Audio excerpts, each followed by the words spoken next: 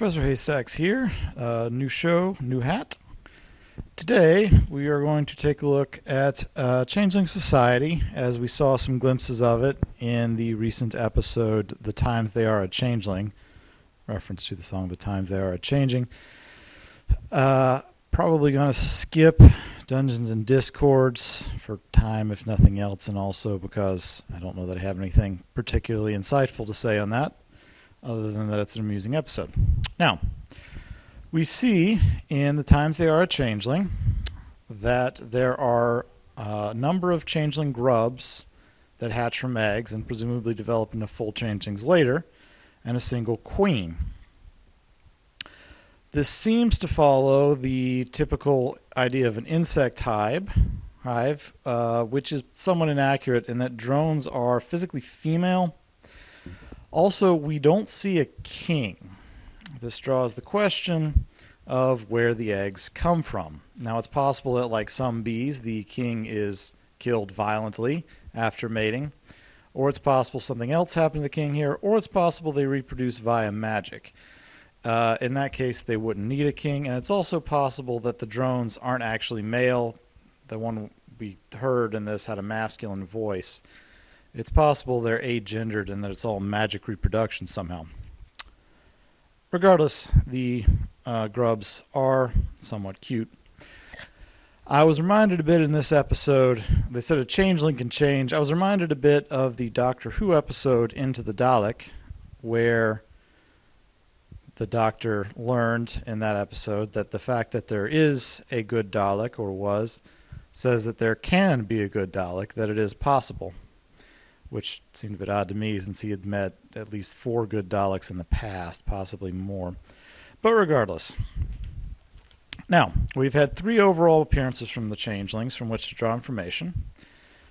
The Canterlot Wedding, or Royal Wedding. Not fond of royal weddings or royal anythings, but that's a different rant. The one in Slice of Life that was sitting at the wedding, he has been nicknamed Kevin. It actually appears in the CCG game, and of course this one. Now, there was speculation that Kevin might be the changeling to appear in this. However, Kevin looked a bit younger, certainly smaller than Thorax. He had no lines, so we can't really compare from that.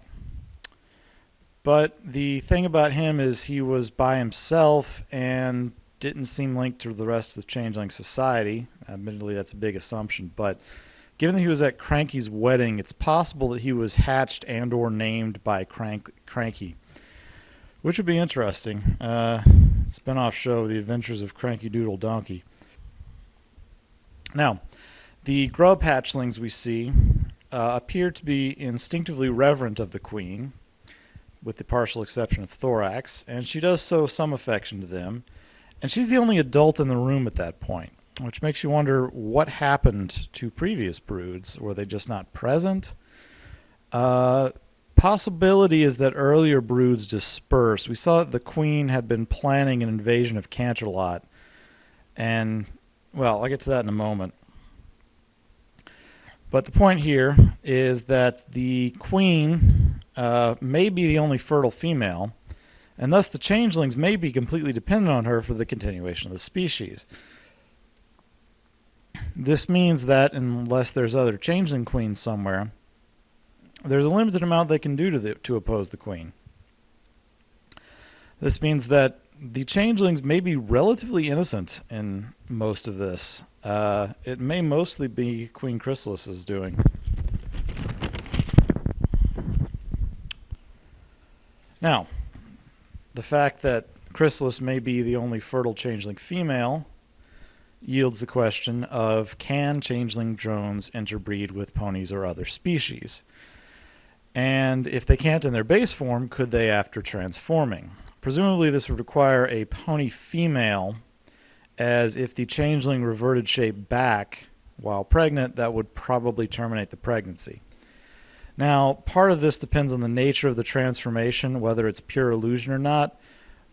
But if it's illusion, it affects more than sight, because presumably Chrysalis as Cadence at least smelled sort of right, or you'd think someone would have noticed.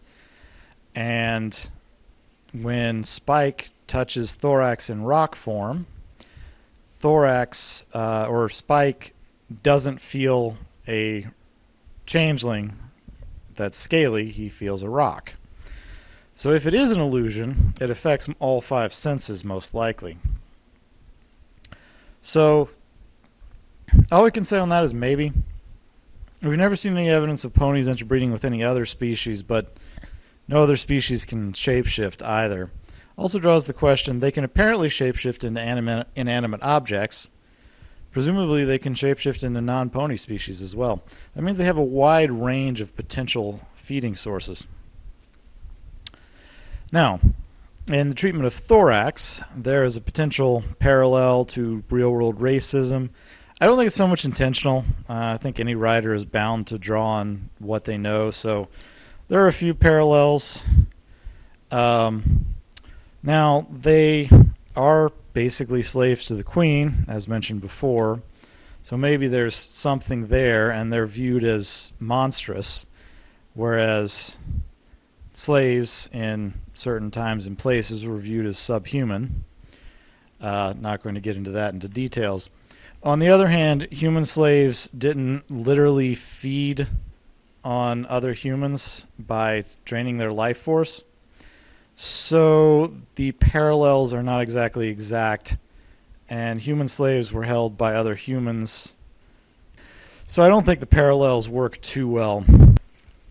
On that subject, the Queen's mind control powers, we don't know if other changelings can do it, and the general shapeshifting abilities and life-draining thing gives good reason for ponies to be cautious of changelings. So their fears are rather justified in most cases.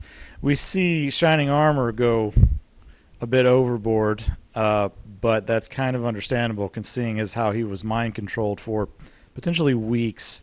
We don't know exactly how long, but Cadence had been down in that tunnel for at least a week, judging by her state of disarray, possibly longer. From the lore, we see that changelings have been around for a while, and they don't usually seem to engage in large-scale warfare.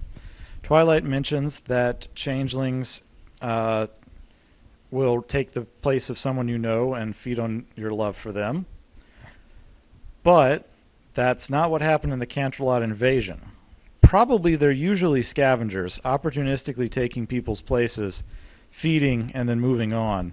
There's a couple possible strategies to this. In the Lyra and Bonbon chapter book, the changeling there latches on to one target and seems intendant on draining him dry.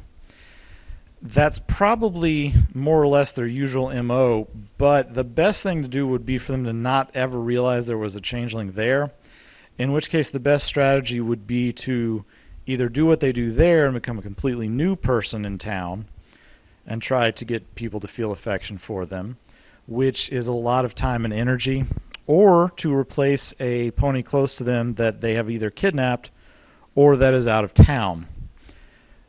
Then they feed on the person, not so much that it kills them, slip back off, let the original sneak back in. By the time anyone realizes there was a changeling involved, they're off to the next feeding ground. This would mean they would usually have to operate either individually or in small groups. The fact that Chrysalis had her changeling army all raised as one brood would seem to suggest that that's probably not the usual method of things. It also draws in the question of whether it's maybe changelings can breed on reaching maturity, but that Chrysalis is just the only mature female we've seen, and that maybe some of the other younger changelings would reach that point if they got old enough. Now, the IDW comics, which I'm not fond of some things about them, but they indicate that Chrysalis was created by accident by Starswirl the Bearded.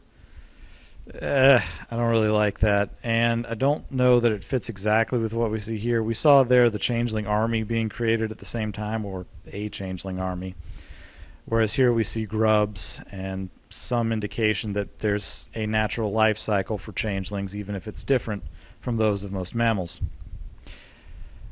Now, we see, both in the Lyra and Bonbon book, as well as in A Canterlot Wedding, changelings assuming the shape of female ponies exclusively. It's unclear if those particular drones were female and preferred to shapeshift into female, or if that was just the opportunistic way of them operating. Without further evidence on changelings, we don't know, but with the groundwork this has laid, perhaps we will see them more later. Now, on the subject of feeding, I'm kind of jumping around here because my notes are, but if I tried to make this nice and ordered, it would be even longer before I could put out a video, and quite frankly, I've procrastinated enough on this already. Also, I only have like 5 viewers right now, so anyone watching this would be doing so at a later date and time.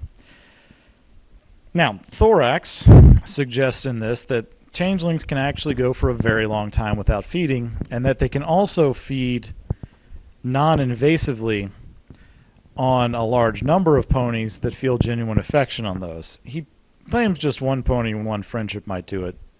Hard to say. Depending on how broad their definition of love is, you could conceivably see a changeling tourist industry popping up where they act as prostitutes, quite frankly, taking the shape of desired personages. Whether or not actual intercourse would be involved, since we don't know how thorough their shapeshifting is on that point, is another matter. But let's try not to increase the rating of this video anymore. I'll already be putting a disclaimer at the beginning. Now, Thorax is getting hungry and is starting to snap, basically, so they can't go without feeding forever. Presumably they'll eventually starve to death if they don't. This draws the question of what Chrysalis and the changeling army were eating before the invasion of Canterlot. We have to assume they were doing the sort of eating that Twilight hinted at, replacing someone, feeding, and then scuttling away. Now, the fact that Thorax was at the invasion of Canterlot and survived the push-away shield spell suggests that Chrysalis might still be alive. We'll see if they actually pick up on that. It's unclear. Most villains were not completely destroyed, with the possible exception of Sombra, and even then they had that creepy horn thing going on, and the comics brought him back, but in a way that I kind of doubt will be picked up on in the show. Anyway, by this, whenever they feed, they probably gorge and then go for possibly several months without feeding again. Thorax, in particular, may not have eaten for years. He may not have eaten since the Canterlot Wedding.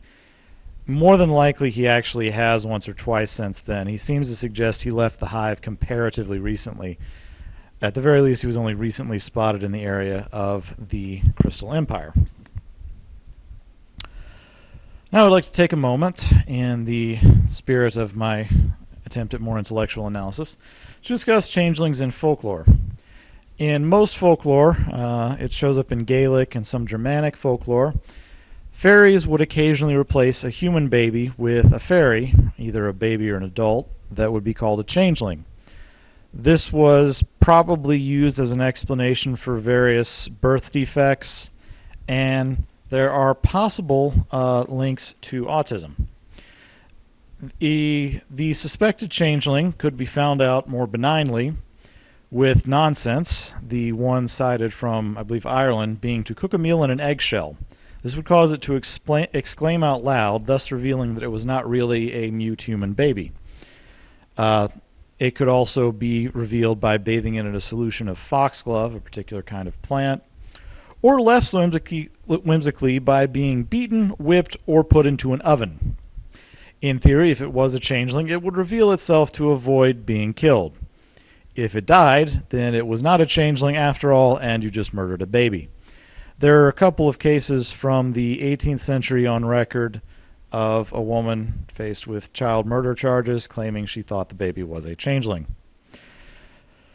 Now, there is a story of a purported changeling child who had some sort of deformity where his legs didn't grow right, and he was purported to, when his mother was out begging, being indigent, would laugh and clap at nothing.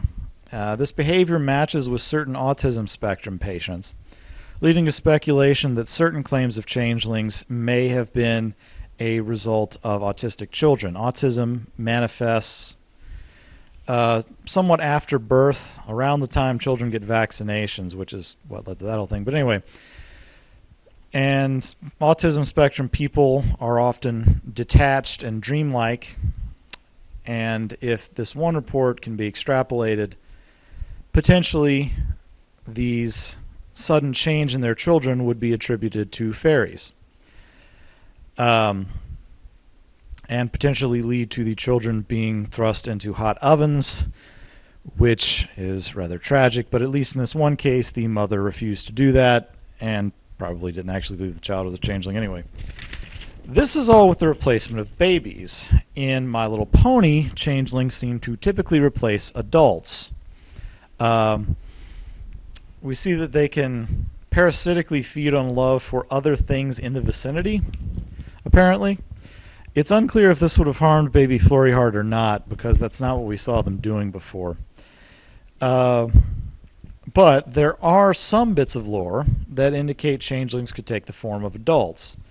The most concrete example I could find was an 1890s murder case from Ireland, where a woman named Bridget Cleary was murdered by her husband and some friends and relatives. The murderer's defense was that they believed she had been replaced by a changeling, and thus they had not actually killed the human Bridget Cleary, but a changeling fairy who was trying to trick them for some reason or other. This was not enough to exonerate them, but it did get the charge dropped to manslaughter. The insanity defense was not a big thing at the time. One imagines that might have been used today. At the very least, the husband never deviated from his story, and there are other indications that he was mentally unstable in other ways. But this is one instance of a changeling supposedly replacing an adult and mimicking their appearance at least perfectly.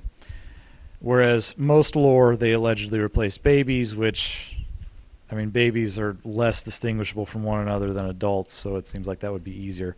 Also, sometimes supposedly they liked to drink, fairies liked human milk, and would thus have a changeling snuck in order to feed on human milk, either because the adult fairies liked it or because child fairies needed it and fairies could not produce milk of their own.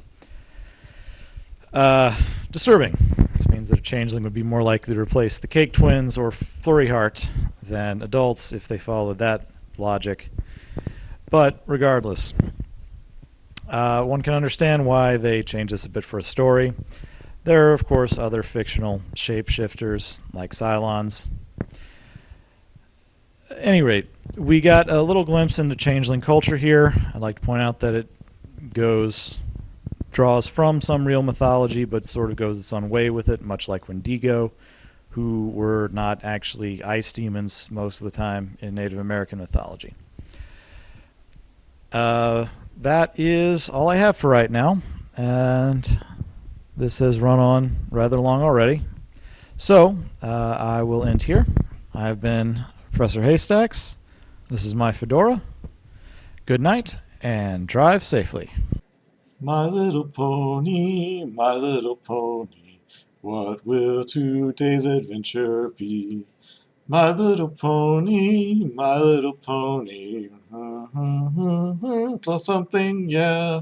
Da da da da da da da da da. Don't know what they're saying here. My little pony, I'll be there right by your side. I'll be there right by your side.